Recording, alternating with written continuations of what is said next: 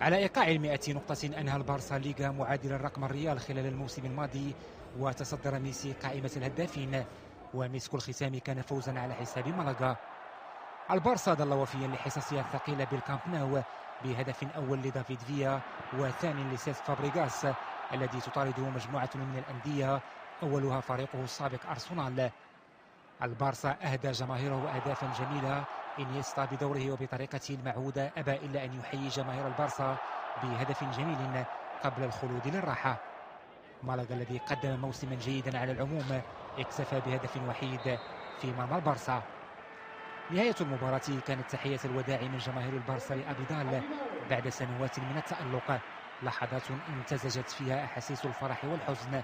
أبيدال خارج أسوار البارسا، لكن شريط الذكريات الجميلة سيبقى الرابط القوي بين المدافع الفرنسي ومحب البلوغرانا على الدوام. واختتم الريال آخر جولات الليغا بفوز على أوساسونا، هو السادس والعشرون له هذا الموسم. مورينيو الذي حضر حقائبه للتوجه إلى لندن خطف الأضواء مرة أخرى بعد أن كان آخر الملتحقين بالملعب، ليصنع مرة أخرى الحدث بالبرنابيو أمام حشد كبير من المصورين.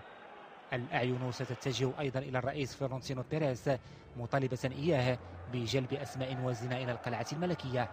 أول الأهداف جاءت عن طريق المهاجم الأرجنتيني إيغوايين، هدف هو السادس عشر للاعب والأخير بقميص الريال بعد أن أعلن عن رحيله. المباراة تميزت بعروض شيقة بين الطرفين، وكاد أوساسونا يعكر على الريال ومورينيو فرحة آخر فوز لهما، لكن الكتيبة الهجومية للريال أعادت الأمور إلى السكة الصحيحة بفوز كان خاتمة قصة لم يكتب لها النجاح بين مورينيو والريال. ورغم ذلك فالجميع قام بتحية سبيشال وان الذي غادر الريال ب3 ألقاب فقط غاب عنها لقب دوري أبطال أوروبا.